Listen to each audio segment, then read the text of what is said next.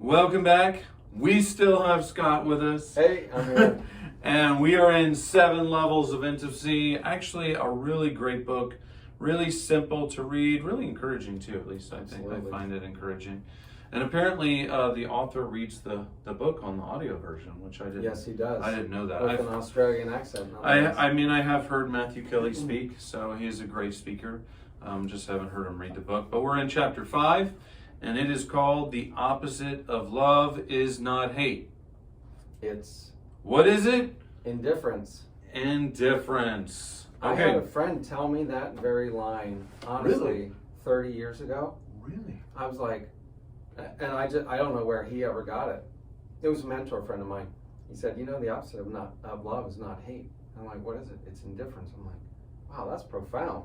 And this guy said it today. Yeah. I mean, as I was listening to the book, I'm like, oh, so my friend didn't create this, I don't think. Wow. So now you've had 30 years to let it just sit in the background and simmer a little bit. Why don't you go through the highlights then for?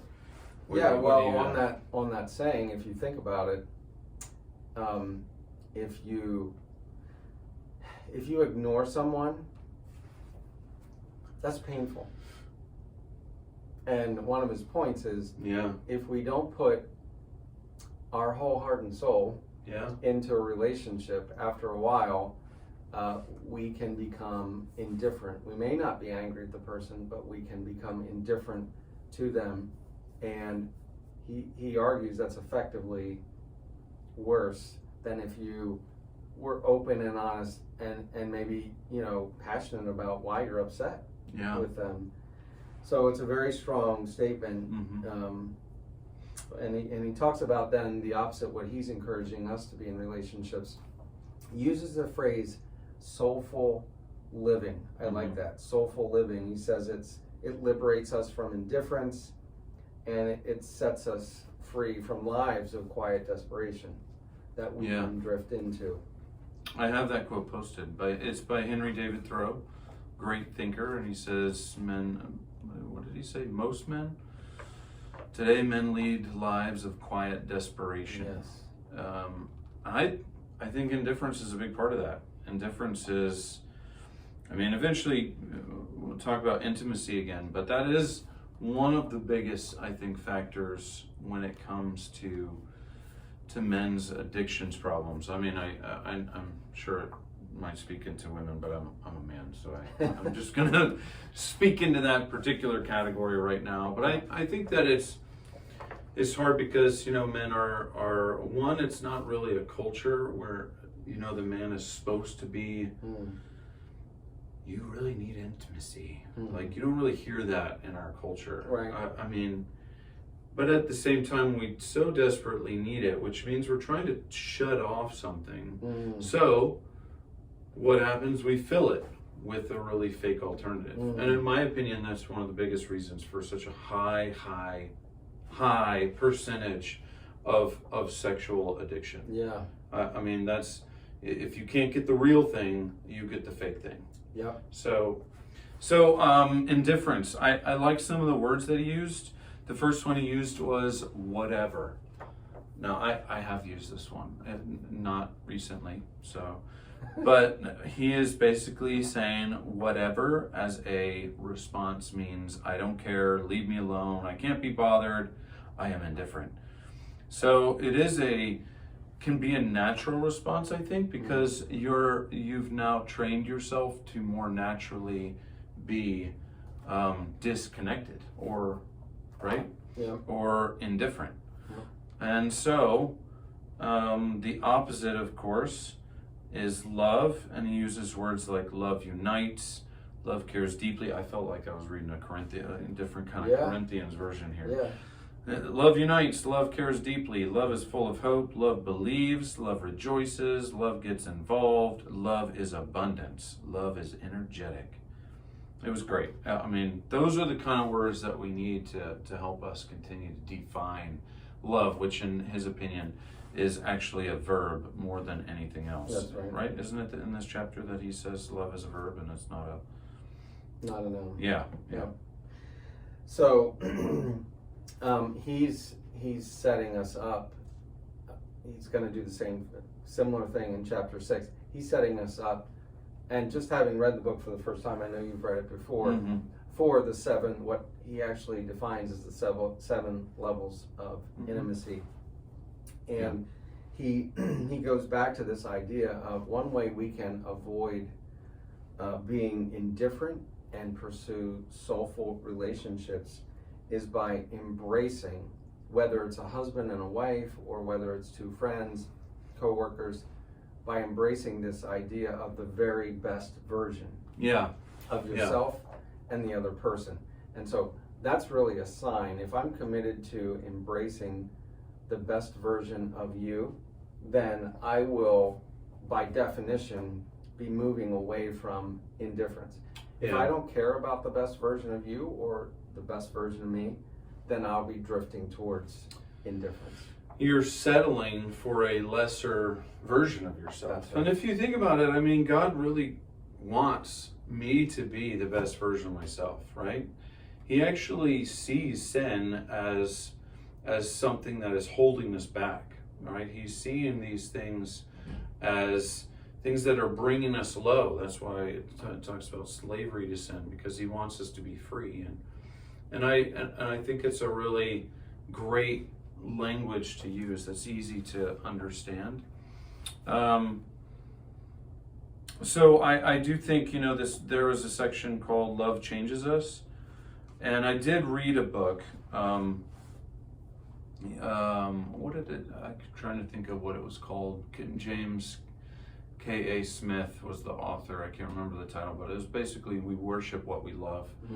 And in this section, he says, we become what we love. Yeah, right. You absolutely become more like what you love, what you tend to gravitate towards. Because he says, it fascinates you, it intrigues you, it captures your imagination, you spend time thinking about it, which is interesting because even people who wouldn't say it's love, there are people that love, drama, or they love being negative, or they love being insulting, they love being a cynic, or biting, right? You wouldn't associate love with that word, but in this definition, that's really what we're saying is you love being that way, and that's why you find yourself in it so often.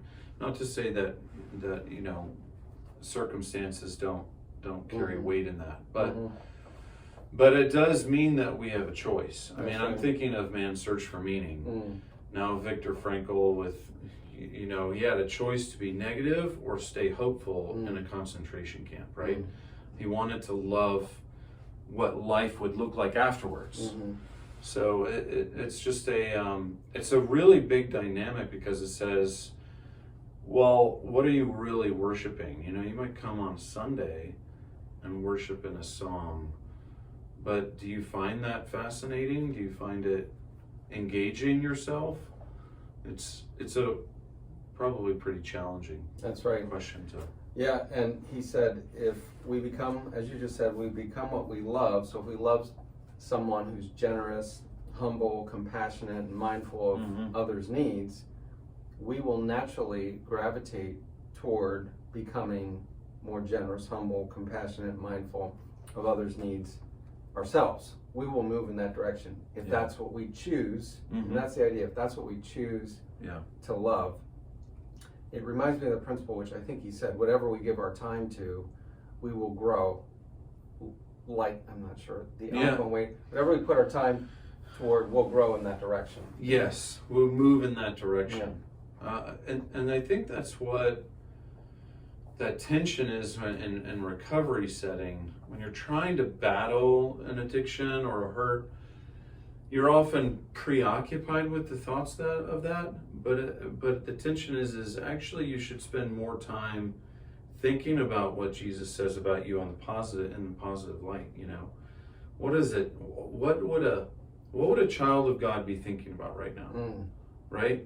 What would the best version of myself be thinking and feeling like right now? That, and moving from that, it gives you kind of a why statement to even capture some of those thoughts that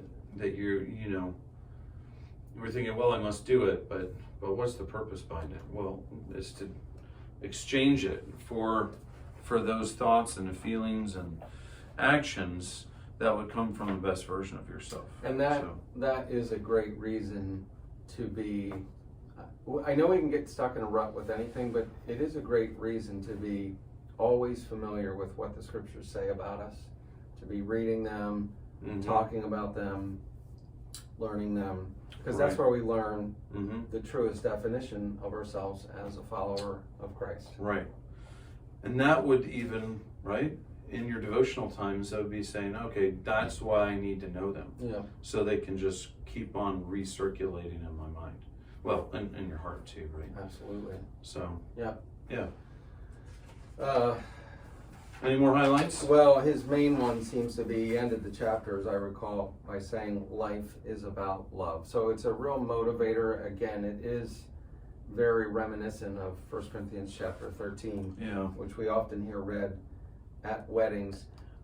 The takeaway here is, do I have another person's best interest in mind? Do I want the best version of them? If I do, I will probably be moving away from indifference and moving towards soulful living and soulful relationships. Right. I was just thinking, because you said soulful earlier, how would you tell someone how to live soulful living? Yeah, well, I probably would start by saying, what do you get excited about? And then, is that what you want to get excited about? Yeah. And something he's about to get into that in a few levels down the road that I think touches on this is, what are you dreaming about? What really grabs your attention? And if that's what grabs your attention, is that where most of your time goes toward? Yeah. So I like to talk to people about what they're passionate about, what they think their gifts are. That's why I loved the strengths. What's your strength? What's your gift? When do you get the most positive feedback from people?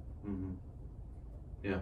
That's when I feel like we're certainly moving away from indifference if we're moving towards what we believe God's created us to do. But that's a big thing. Like, what has God created you to do? We're like, well, I don't know. I mean, it's easy to come up with a general answer, but one way to get more specific is by saying, like, taking the strengths. That's like taking the strengths, getting a little bit closer to understanding yourself and what you would be passionate about. Yeah. Yeah. Because when I'm living those out, then if life is about love, I'll be more likely to love if I'm functioning in the area of my giftedness, in the area of my strengths, doing the things that I believe God's made me to do. Yeah. And inviting you to do the same for yourself. Yeah, and being excited for each other.